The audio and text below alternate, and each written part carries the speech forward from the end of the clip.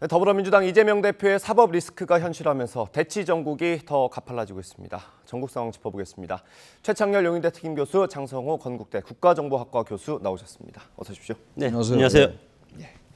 이 검찰의 대선 자금 수사가 유동규 전 본부장 입에서 시작됐을 거라는 추정은 많았는데 이게 사실이 되고 있는 것 같습니다. 그 배경이 뭔지는 아직 모르는데 일단 저희가 준비한 영상부터 보고 얘기 나눠보겠습니다. 좀 회유이 있었다는 얘기가 많은데 그거에 대해서 좀 말씀 좀 해주세요. 최소한 뭐에 회유도 되지는 않습니다. 도대체 누가 누구를 회유를 한단 말입니까? 어떤 검사가 자기 인생을 유아무개라고 하는 한 사람에게 자기 인생을 걸 수가 있겠습니까? 저희 그렇게 수사하지 않습니다. 이게 검찰과 유동규 전 본부장이 어떤 형량을 놓고 거래를 했을 수 있다 이런 추정인데 어떻게 생각하세요? 민주당 입장에서는 뭐 그렇게 지금 주장을 해야 될 것이고 지금 사법 리스크가 현실화되고 있지 않습니까? 네. 그렇기 때문에 당에서도 지금 그 원내대표 그리고 사무총장 각각 다른 각도로 이렇게 지금 대야 그리고 대국민 그리고 검찰 이렇게 상대를 전방위적으로 지금 이제 하고 있는 네. 이제 그런 상황이지 않습니까? 네. 그럼에도 불구하고 유동규 전 본부장, 기획본부장이죠. 네. 지금 이제 구속이 풀려나서 예. 지금 언론 인터뷰를 지금 하고 있는데 민주당 입장에서 상당히 지금 당혹스러울 그런 분위기가 지금 예. 감지되고 있고 뭐 민주당 입장에서는 이것이 가장 공격하기 좋은 것이 검찰과 내통을 해서 형량을 낮춰주기로 해서 이렇게 불고 있다. 예. 그렇게 뭐 주장을 또 하면서도 뇌물죄를 벗기 위해서 임시 방편으로 선거법으로 형량이 비교적 낮은 선거법 그리고 본인이 빠져나올 수가 있을 수도 있고 이것은 당한테 다시 떠넘길 수 있고 이재명 대표한테 떠넘길 수 있는 그런 전략을 선택을 했다. 예. 이렇게 지금 민주당에서 주장을 하고 있는데 결국은 이것이 검찰을 거쳐서 법원에서 나중에 판단을 해야 되는데 예. 근본적인 것은 그거 아니겠습니까? 이재명 대표가 지시하고 개입하고 그리고 이거에 대해서 인지하고 있었는지 그리고 또 인지하고 있었을 때 묵인을 했는지 그것이 가장 이제 핵심적인 키워드인데 이재명 대표한테 준 적은 없다고 밝히고 있지 않습니까? 예. 그렇기 때문에 이것이 법원에서 이재명 측근 김용 연구 부원장한테 준 것이 이재명 대표한테 준 것인지 예. 이런 것들을 법적으로 나중에 따져봤을 때 상당히 복잡한 예. 그런 사법적인 절차가 진행되리라고 봅니다. 예. 사실 뭐 밖에서 보기에는 거래가 있었든 없었든 잘못한 건 잘못한 거 아닌가 이 생각도 들고요. 지금 정치자금법이 이제 뇌물죄보다 입증하기가 쉽고 그리고 형량이 낮으니까 예. 이른바 플리바게닝, 거래를 했다라는 얘기 아닙니까? 예. 그래서 일단 당신을 뇌물죄가 아닌 정치자금법으로 할 테니 죄를 피할 수는 없으니까 그러니까 진술하시오라고 했다라는 건데 예.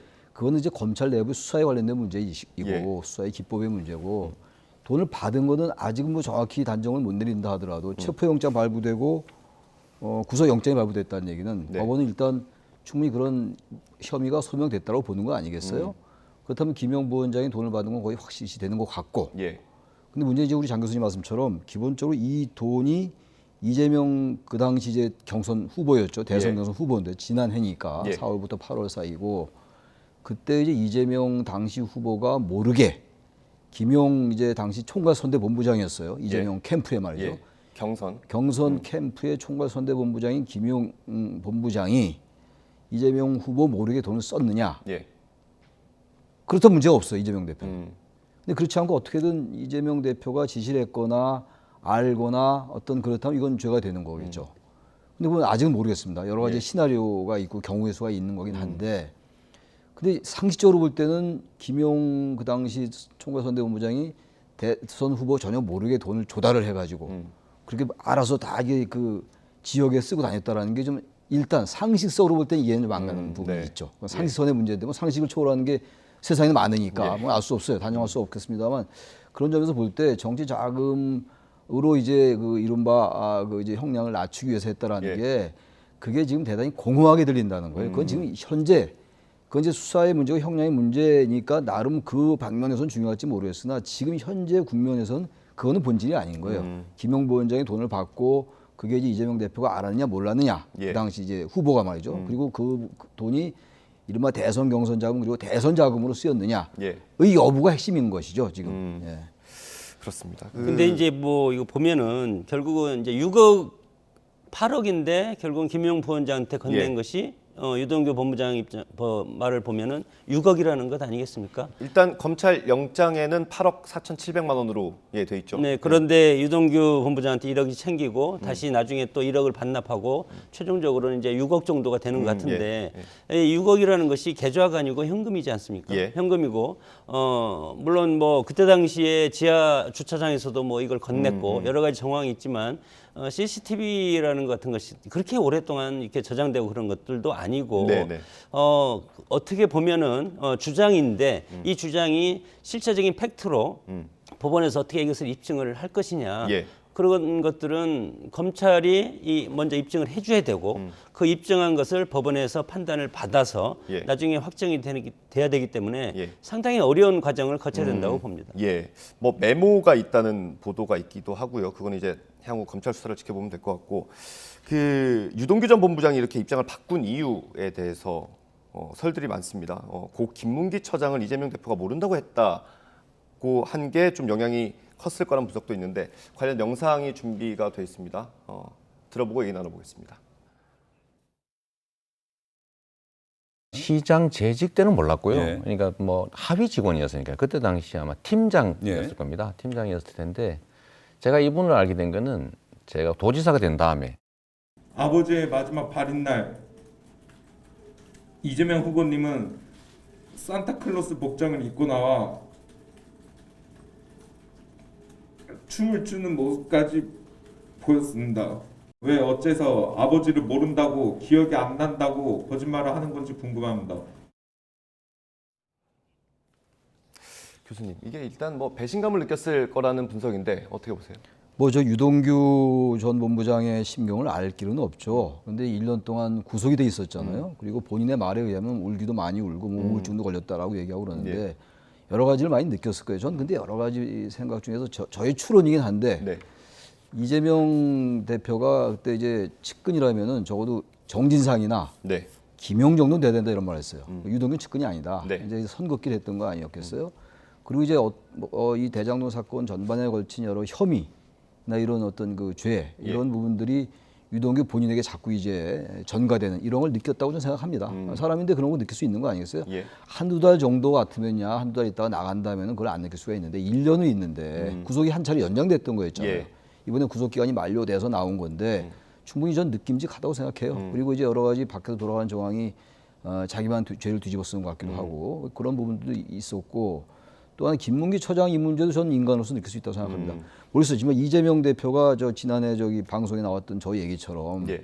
김문기 전 처장이 팀장이기 때문에 근데 팀장은 저도 직장생활 과거에 많이 해봤습니다만 팀장은 하위 직원이 아니에요. 예. 그리고 웬만한 그 조직의 수장들이 팀장 정도 다 안다고요. 회의를 많이 하기 때문에 예. 뭐 회식도 하고 회의도 하고 그러기 때문에 모르겠습니다. 모를 수 있는 것이니까 제가 뭐라고 단정할 수 없는 것이긴 한데 그것도 재판 중 아닌가요? 그게 지금 허위사실 유포로 지금 재판 중인 예, 사실 예, 예. 기소가 됐죠. 그게 허위사실 공직선거법상 허위사실 예. 유포로 이제 기소가 된 건데 아마 그런 것들에 대한 인간적인 어떤 그 본인이 그렇게 얘기했잖아요. 세상이 그런 게 아니더라. 의리 이런 건 다 소용없더라 이런 얘기를 했어요. 뭐 최근에 얘기를 많이 하고 있잖아요. 유동규 전 본부장이 그런 게 아마 복합적으로 작용한 것 같아요. 복합적으로 작용하면서 이 대장동 수사의 어떤 김용 민주연구원 부원장은 원래 등장인물이 아니었어요. 예. 우리 정진상 실장이 오히려 등장인물이었단 말이에요. 맞습니다. 이번에 이제 등장을 하면서 오히려 대장동 사건이 완전히 다시 이제 새로운 양상을 띠고 있는 거거든요. 그러면서 어쨌든 유동규 전 본부장이 심경의 변화를 일으키면서 네. 진술을 하게 되고 이러면서 이제 수사가 새로운 이제 국면으로 접어든 거죠. 저는 그래서 그 내부의 심경을 모른다 하더라도 지금 어젠가 한국일보하고 인터뷰한 걸 보니까 어젠가 그젠가요. 앞으로 자기가 다 얘기를 하겠다. 이재명 대표가 돈 10원도 안 받았다는데 자기가 다 얘기를 하겠다. 뭐 이런 얘기도 했더라고요. 예. 뭐 초밥이 뭐 10원도 안 되느냐 뭐 이런 말도 하고 말이죠. 뭐 지켜봐야 될 것 같습니다. 그건. 예. 뭐 교수님 마음을 한번 읽어보신다면. 그 인터뷰를 보면은 네. 지난 1년이 상당히 괴로웠고 참담한 심정이었던 것 같은데 네. 결국은 사실대로 밝히고 죄값을 받는 것이 여러 가지 복잡하게 전개될 수가 있지 않습니까? 예. 지금까지 했던 것대로 본인이 다 이것을 책임을 지겠다고 해도 본인한테 돌아올 것이 특별하게 없다 이렇게 판단이 든 것 같고 예. 그래서 정직이 최상의 방책이다 이런 말도 있듯이 일단은 본인이 그동안 했던 그런 팩트를 그대로 해서 내가 지은 죄값을 모두 받겠다 이렇게 인터뷰에서도 예. 했었고 특히 인터뷰에서 보면은 이재명 명령으로 한 것이다 이런 식으로 했는데 그러면 이재명 명령으로 한 것이라는 것을 또 사법당국에서는 이것을 입증을 해야 됩니다. 예. 그래서 지금 유동규 전 본부장 입장에서는 모든 것들을 사실대로 얘기한다고 하면서 사법당국의 판단을 구하는 그렇기 때문에 이제 법적인 지리한 공방이 이어질 가능성도 있고 예. 사실 이런 것들이 진실 공방으로 이제 앞으로 예. 가야 되지 않겠습니까? 그랬을 때 이런 것들을 계속 앞으로 얘기하는 것은 유동규 전 본부장이고 예. 그리고 뭐 김용 부원장이라든가 기타 민주당의 여러 간부들이라든가 이런 분들은 이거에 대해서 반대적인 논리로 계속 예. 여론전을 하기 때문에 상당히 출소를 했지만 앞으로 재판을 또 계속 진행이 되지 않겠습니까? 예. 이런 상황에서 상당히 외로운 싸움이 될 가능성도 있다 그렇게 봅니다. 근데 이재명 대표는 뭐 한 푼 받은 적이 없다 이렇게 반박을 했습니다. 특검을 제안하기도 했고요. 관련 영상을 준비했습니다. 한번 보겠습니다. 파도 나오는 게 없다 보니까 이제는 조작까지 감행하는 모양입니다. 자기가 12년 동안 트라이를 해봤는데, 즉 로비를 시도해봤는데 CR도 안 먹히더라 이렇게 얘기했습니다. 2021년 4월에서 8월 사이에 뭐 8억인지 6억인지를 대선 자금으로 줬다라고 합니다. 이 사탕한 게 받은 게 없습니다. 화천대유 대장동 개발과 관련된 특검을 즉시 수용하십시오. 이재명 대표가 이런 얘기도 했더라고요. 지금 운명적 상황이고 국민을 믿을 수밖에 없다. 이건 어떤 지지층을 좀 결집하려는 목적일까요? 그렇죠. 뭐 어차피 여야가 이제 각자의 주장을 하는 거니까 운명적 상황이라는 거는 이제 대장동 사건으로 인해서 정치 보복을 받고 탄압을 받아서 자신의 정치 생명이 끝날지 모른다라는 그런 이제 대단히 이제 그 절박한 이제 그런 이제 비장한 얘기를 한 거죠. 예. 그리고 지지층 결집에도 뭐 도움이 될 수 있겠죠. 그건 정치적인 뭐 속내니까 뭐 그런 거를 전 뭐라고 할 건 아니라고 봐요. 여당은 여당대로 지금 검찰 수사에 대해서 지금 이재명 대표에게 네. 죄가 있다라고 하는 것이고 민주당이나 이재명 대표는 전혀 그렇지 않다라고 하고 있는 거 아니겠어요? 그래서 예. 진실 공방이에요. 결국 이 진실 공방의 이 실체적 진실의 규명은 뭐 최종적으로는 법원이 판단할 수밖에 없어요. 근데 시간이 꽤 걸리겠죠. 뭐 네. 특검 여부도 결정이 안 됐고, 뭐 예. 특검은 전 하기는 어려울 것 같긴 한데 아무튼 이 상황으로 이제 언제까지 갈 거냐가 문제입니다. 지금 이제 정기국회 중인데 이미 지금 며칠 사이에 최근에 좀 이슈가 또 바뀌었어요. 예. 이 우리나라 정치의 특징이 계속 이슈가 전환되는 그런 맞습니다. 국면 전환의 정치인데 예, 빠르더라고요. 이슈의 전환이 굉장히 빨라요. 다 이제 며칠 전에 이슈는 다 또 사라지고 네. 거기 규명도 안 되고 또 이제 왔는데 이번 이 이슈는 이거는 그대로 끝날 문제가 아닌 것 같긴 해요. 이게 지난해에도 얼마나 문제가 됐던 겁니까? 대선 예. 기간 내내. 근데 이게 다시 이제 데자뷰로 나타난 건데 기본적으로 아무튼 저는 뭐 이따 얘기가 또 나오겠습니다만 여당과 야당이 이 검찰 수사에 대해서는 좀 발언을 좀 자제했으면 좋겠어요. 그러니까 각자들의 주장이기 때문에 예. 그건 결국은 최종적으로 법리와 증거에 의해서 판단할 수밖에 없는 겁니다. 예. 그렇죠? 예. 그런데 아무리 주장을 해봐야 그거는 또 거기에 맞는 몇 개 또 팩트들이 있는 것이고 예. 전혀 상반된 주장을 들어보면 또 거기에 또 맞는 팩트들이 또 있어요. 항상 우리 정치가 그런 거 아니었겠습니까? 그래서 항상 진실공방인데 기본적으로 여야가 지금 국회 거의 팽개쳐 놓다시피 하고 예. 민생 정책 이런 것들은 거의 실종되고 이른바 이 대장동 사건 그리고 이제 뭐 북한 관련된 그 서해 공무원 피격 사건, 북한 원민 북송 사건 예. 이런 것들도 같이 이제 이번 서욱 전 장관도 구속됐잖아요. 바로 예. 어제 오후에. 이런 것들이 완전히 정치를 블랙홀의 정치를 만들고 있거든요. 그러니까 정치는 정치대로 하면서 예. 그러면서 뭐 이제 정치 현실이니까 전혀 이런 부분들에 대해서 여야가 공방을 안 할 수가 없겠죠. 공방을 하되 네. 최소한도 억지 주장이나 이런 것들을 좀 자제했으면 좋겠다는 거예요. 발언을 좀 삼가하고 예. 일단 검찰 수사 지켜본 다음에 그 다음에 정말 검찰 수사가 너무 엉터리고 공정을 상실하고 특정 윤석열 정부 편만 든다면 그때 뭐 특검 얘기가 나올 수가 있는 거겠습니다만 대장동 사건이 워낙 오래된 사건이긴 합니다만 이게 지금 김용 부원장이 구속된 건 새로운 국면이기 때문에 예. 이젠 일단 검찰의 수사 좀 지켜보자. 그런 다음에 특검 얘기도 하고 이래야지 특검을 한다 안 한다 가지고 또 이게 또 하나 이슈가 된단 말이죠. 예. 국민들은 알고 싶은 거예요 이제. 예. 이재명 대표가 돈을 받았느냐 안 받았느냐. 과연 누가 얼마나 돈을 어떻게 모아가지고 어떻게 전달이 됐는가. 그다음에 김용 부원장의 그 이른바 8억이 됐건 6억이 됐건 8억 4,700이 됐건 예. 이 돈의 용처는 어디인가를 알아야 될 거 아니에요 일단. 근데 거기다 대고 특검을 한다 안 한다 무슨 정치 보복이다 아니다 이런 건 전혀 부차적인 문제입니다. 예. 그걸 검찰이 밝혀내라. 검찰이 대신 이제 공정성과 절대로 어떤 그 균형 감각을 이루면 안 된다. 예. 그런 말씀 드립니다. 이제 우리 정치가 지금까지 사실은 이 권력 구조에 문제가 있다고 생각이 드는데 지금 뭐 야당 입장에서는 이걸 정치 보복이라고 계속 주장하고 있고 네. 여당 입장에서는 아니다. 전 정권의 비리는 파헤쳐서 법의 심판을 받아야 된다. 네. 이렇게 계속 주장하고 있고 그 이면에는 보면은 이런 것들이 정권이 바뀔 때마다 계속 정치 보복이라고 주장할 수 있을 만큼의 뭐 적폐청산이라든가 이런 것들이 계속 진행되고 있지 않습니까? 네. 제왕적 대통령제 폐해라고 저는 봅니다. 언제까지 이렇게 정권이 바뀔 때마다 전 정권 것을 꺼내서 그때 당시에 사법권의 독립이라는 것들이 지금 우리가 삼권분립이라는 그런 것들도 있지만 예. 지금 검찰권이 대통령한테 속해 있지 않습니까? 이런 부분들은 뭐 개헌이라든가 권력구조 이런 것들을 통해서 네. 정리할 필요가 있는데 그런 것들이 되지 않기 때문에 예. 이런 악순환이 계속된다고 봅니다. 예. 민주당의 대응 문제를 여쭤보려고 하는데 제가 좀 생각을 해보니까 이게 총선 자금이었으면 그냥 개인의 문제로 좀 다룰 수 있을 것 같은데 이거 대선 자금이잖아요. 그래서 당 지도부가 좀 나서고 그럴 수밖에 없을 것 같다는 생각이 들기도 해요. 대선 자금 문제로 이제 비화가 되면 국민의힘의 대선 자금 얘기도 또 나올 거예요. 2004년도 이회창 대선 자금이 그거 아니었어요. 노무현과 이회창 누가 더 많이 썼느냐. 예, 예. 그 노무현 전 대통령이 우리는 쓰기 좀 적게 썼다 뭐 이런 얘기였잖아요. 그러니까 대선 자금이 들어가긴 들어가는데 이 문제가 이제 이재명 후보의 대선 자금 또는 경선 자금에 그치질 않고 같이 까자 뭐 이렇게 간다면요. 본질은 또 완전히 다른 데로 가는 거예요. 그러니까 이 문제가 이제 어느 쪽으로 글쎄 이게 비화가 될지 모르겠어요. 네. 일단 지켜보는 건데 저는 상당한 그 파급력을 가지고 있다고 보는데 아까 장 교수님 말씀처럼 그 정치 보복 관련해서 저도 한 말씀 드리고 싶은 게 관점의 문제라고 생각합니다.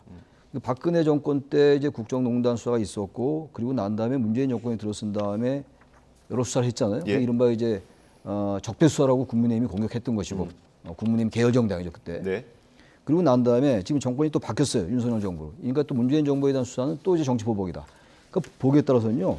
그 당시에 있는 검찰이 살아있는 권력의 눈치를 보느라고 수사 제대로 안 하다 보니까 네. 정권이 바뀌니까 검찰이 이제 정치를 또 한다. 이런 관점으로 볼 수 있기 때문에 정치 보복이나 야당 탄압 이렇게 얘기하는 거는 좀 놔두고 좀 이제 검찰 수사를 지켜봐야 되는데 전 이런 생각이 들어요. 약간 좀 논리의 비약이긴 한데 전두환 노태우 수사한 것도 정치 보복입니까?